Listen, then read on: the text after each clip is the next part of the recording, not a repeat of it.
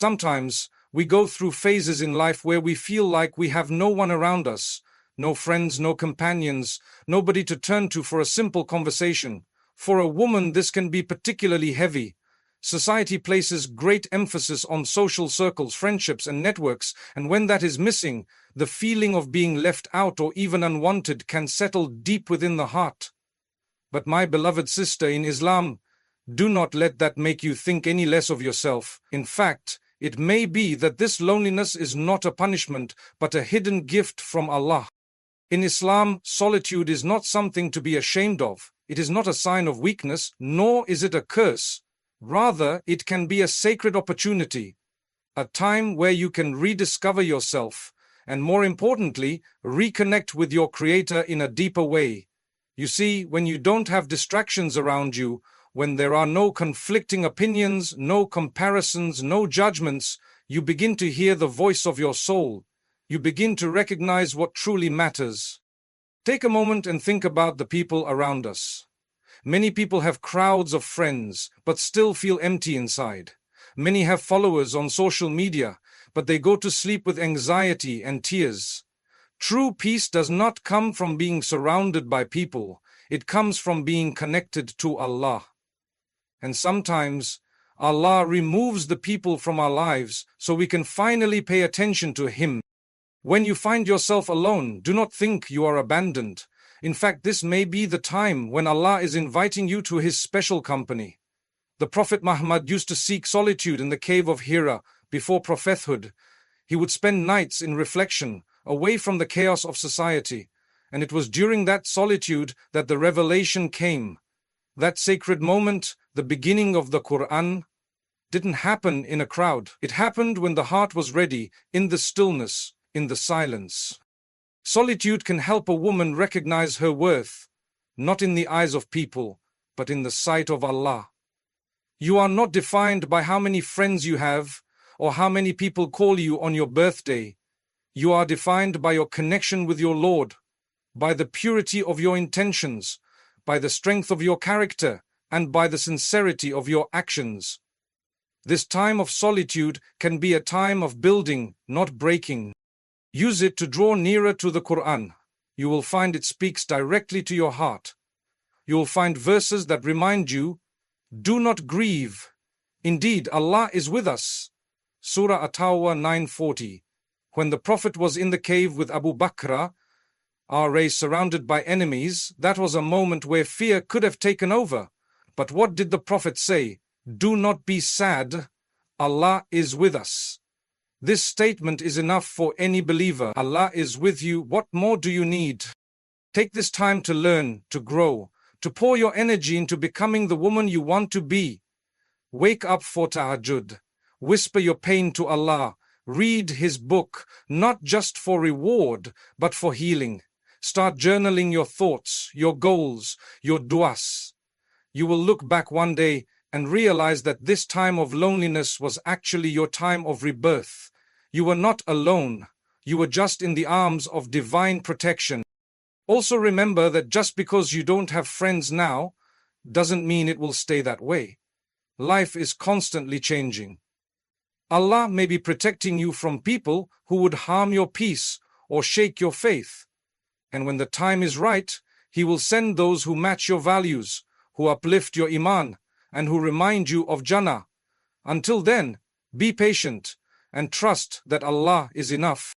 My sister, the woman who walks alone with Allah is stronger than the one who walks with a crowd without direction. So hold your head high, smile, even in solitude, and know that this phase of your life, though it may feel lonely, is part of your journey to becoming closer to the one who never leaves.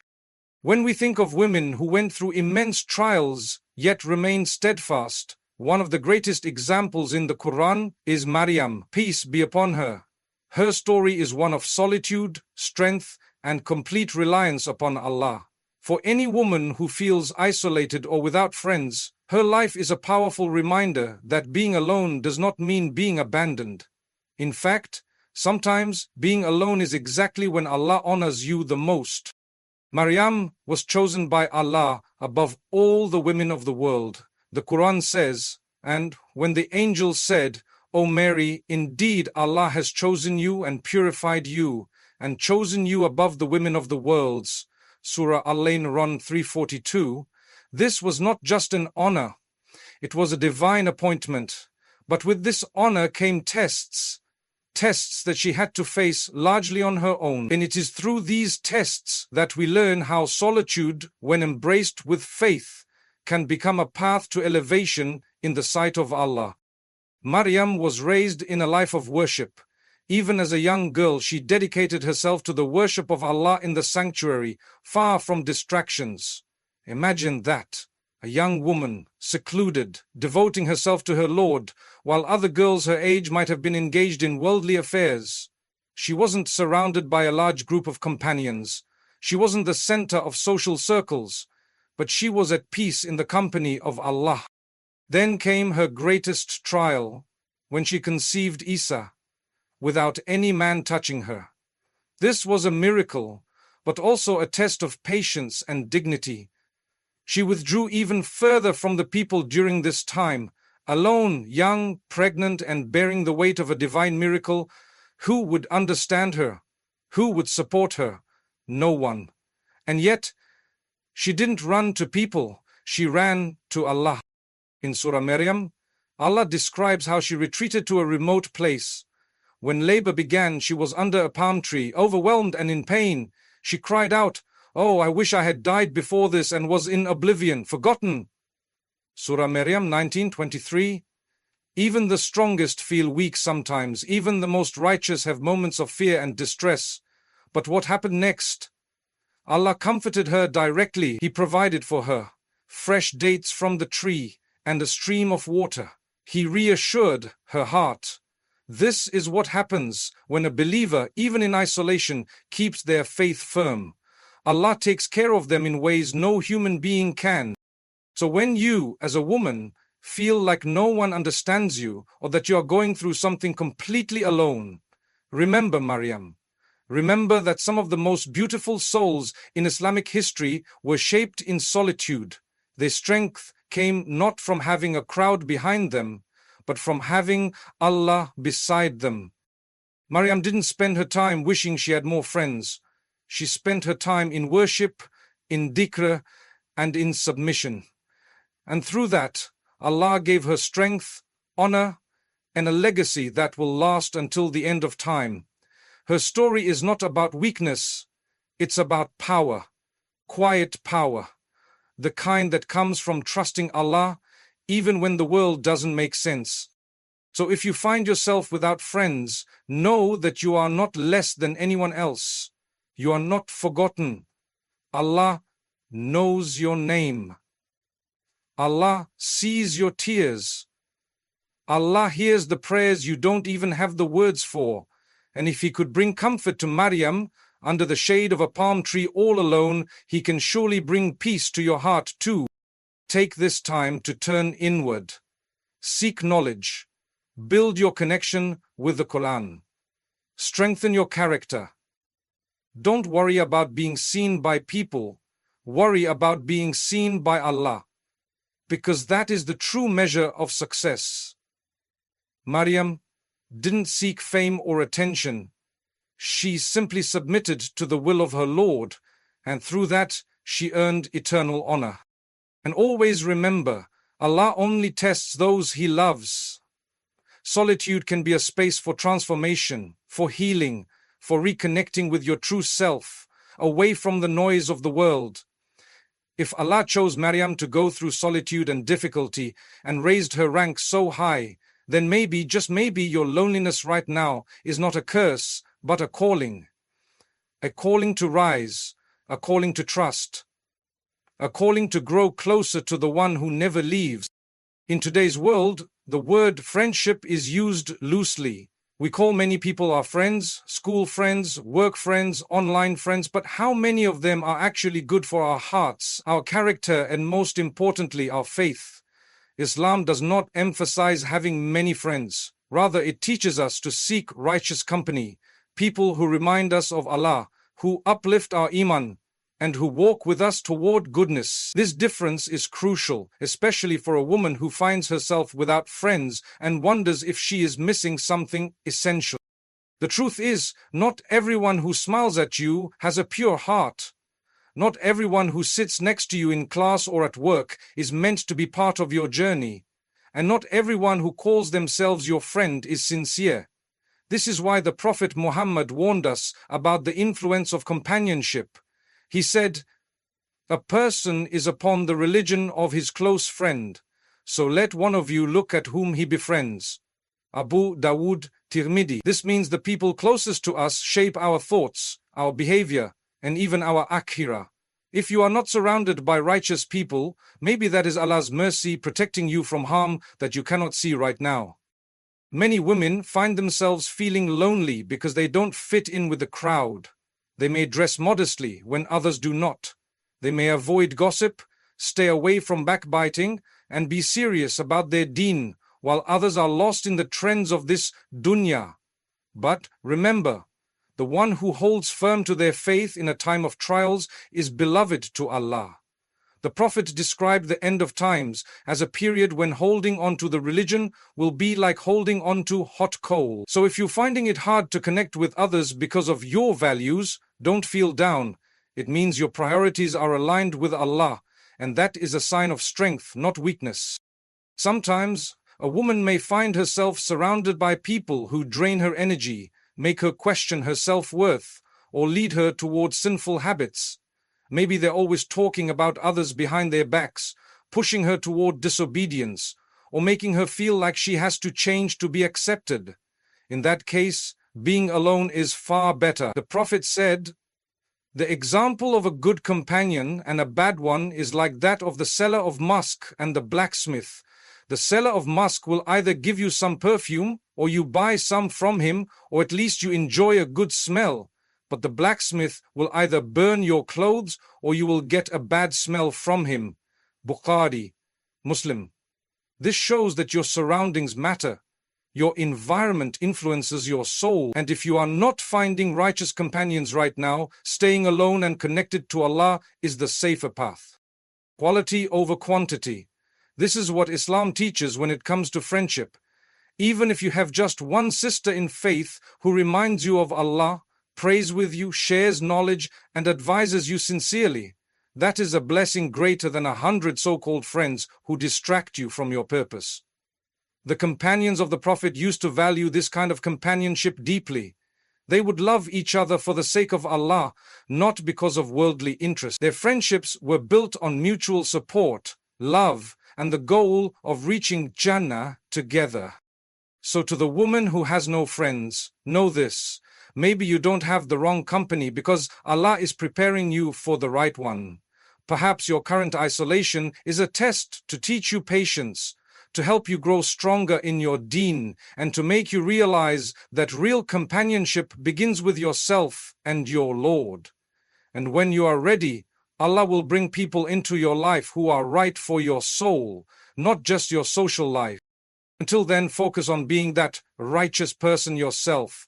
Read the Quran, learn the Sierra, join gatherings of knowledge when you can, even if it's online. Engage with content that increases your iman, and make dua, da te relao, sincere dua bolo, that Allah grants you righteous companions.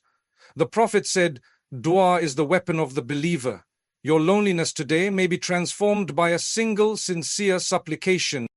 So don't be ashamed of not having many friends. Be proud that you are protecting your soul from harmful influences. A woman who walks alone but remains upright is more honored in the sight of Allah than one who walks with many but forgets her values. Stay firm, stay hopeful, and trust that Allah is guiding your path, even in the silence. There is a beautiful comfort in knowing that even when the world turns its back on you, Allah never does. For a woman who finds herself with no friends, who sits in silence while others share laughter in groups, who longs for companionship but finds only her own shadow, it can feel lonely.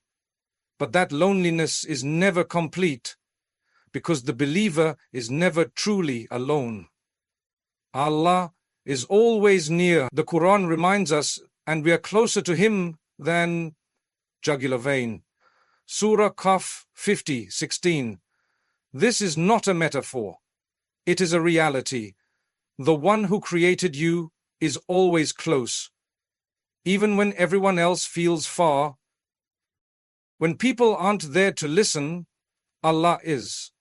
When there's no one to text, no one to meet for coffee, no one to understand what you're going through, Allah still understands. He knows what's in your heart before you speak it. He sees the tears you wipe away quietly. He hears the dua you whisper under your breath, and He never gets tired of hearing from you. In fact, the more you speak to Him, the more He loves you. Unlike people who get annoyed or distracted, Allah welcomes every single one of your prayers, your questions, your hopes. This is what makes turning to Allah such a powerful comfort. When the soul is empty, no friend can fill it. No outing, no compliment, no social event can truly satisfy the heart the way a sincere connection with Allah can. That is why the Prophet Muhammad would turn to prayer in times of sadness. He didn't drown his pain in distractions. He stood before his Lord and cried, even though he had companions, even though he had the love of his family and followers. His heart was most at peace when it was closest to Allah. If you are a woman without friends right now, this may be your golden opportunity to build that same closeness. Talk to Allah often, not only in your formal prayers, but during the day, while you're cooking, while you're walking, even before you sleep. Share your heart. Tell Him what hurts. Ask Him to guide you. Ask Him to send the right people into your life. Ask Him to make you content even if no one ever comes. You'll find that the more you turn to Him, the less you'll feel the need for others to fill that space. Spend time with the Quran. It is not just a book. It is your companion, your source of comfort. The Quran is alive with meaning, and it speaks to those who seek its guidance. Read it slowly. Reflect on its words. You'll be amazed at how verses suddenly match your exact feelings. It's as if Allah is speaking to you directly, and in truth, He is. One of His names is As-Sami, the all-hearing. He hears what's not even said. So imagine the power of turning to Him with a heart full of longing and pain. He will respond. Make dhikr your routine. The simple act of saying Subhanallah, Alhamdulillah, La ilaha illallah, and Allahu Akbar can transform your emotional state. The Prophet said, "The comparison of the one who remembers Allah and the one who does not is like the living and the dead." Bukhari. When your tongue is moist with the remembrance of Allah, your soul feels alive, even if the world feels silent. And remember, your worth is not tied to your social status. A woman who has no friends but constantly connects with Allah is far more honorable than one who is popular but spiritually empty. On the Day of Judgment, it won't matter how many people knew your name, it will matter how often you remembered the name of Allah. This phase of solitude might not last forever. Maybe one day, Allah will send you a righteous friend, someone who makes you feel seen, supported, and understood. But until then, embrace this chapter. It's not a pause in your life. It's a preparation. Perhaps Allah is strengthening your heart now, so you don't become dependent on people later. Perhaps He is drawing you close now, so you can remain firm when the world becomes unstable. The closest companionship you will ever have is with the one who never leaves. So if you find yourself walking alone, walk with your head high and your heart full of faith. You are not truly alone. The King of the heavens and the earth is with you, closer than you think. In a world where value is often measured by social approval, the number of friends one has, likes on a post, or invitations to gatherings, it's easy to feel unworthy when you're not surrounded by people. For a woman who finds herself without friends, this can weigh heavily on the heart. But Islam teaches us something very different, something far more powerful and eternal. Your worth is not defined by how many people know you, but by how well Allah knows you and how sincere your heart is toward Him. It is human nature to want connection, to feel seen and appreciated. But when this desire becomes tied to people's opinions, we lose sight of the most important connection, the one with our Creator. Allah does not look at your social circle, your clothes, your wealth, or your popularity. The Prophet Muhammad said, Allah does not look at your appearance or your possessions. Rather, He looks at your hearts and your deeds. Muslim, this hadith alone should fill your heart with peace, because it means that even if the world overlooks you, the one who matters most sees everything. Every silent effort, every sincere intention, every hidden struggle. Society may tell you that being alone is a sign of failure, but the Quran tells a different story. It speaks of prophets and righteous women and men who were often alone, not because they were unworthy, but because their mission, their sincerity, and their purity set them apart. Maryam, as mentioned earlier, was alone during one of the greatest trials of her life.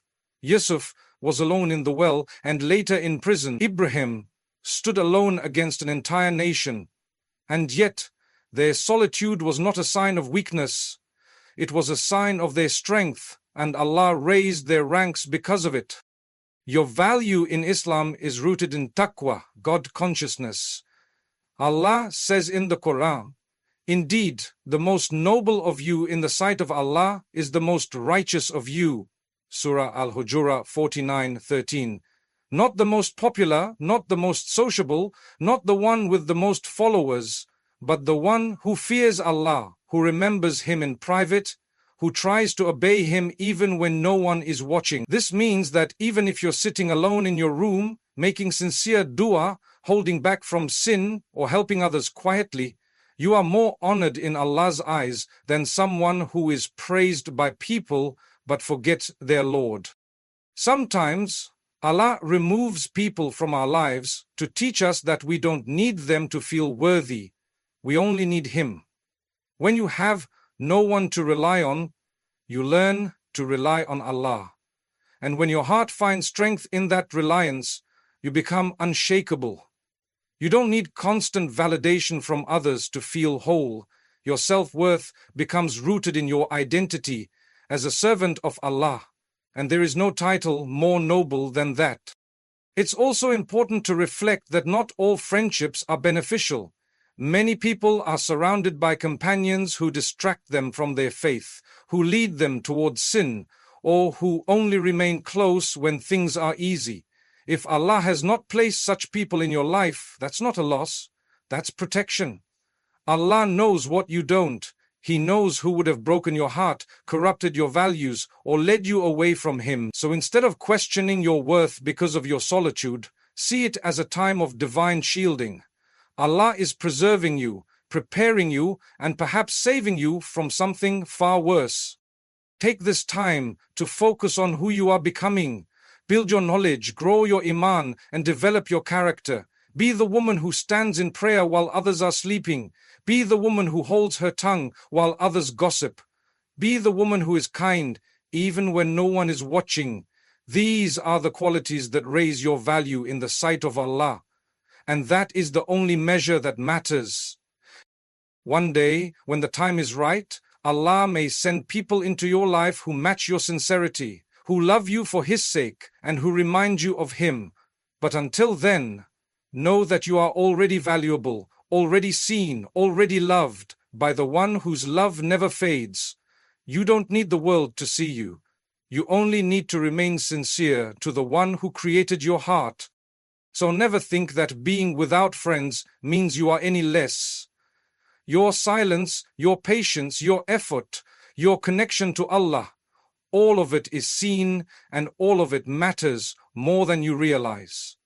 Stay strong, stay sincere, and know that your worth is already written with the most merciful.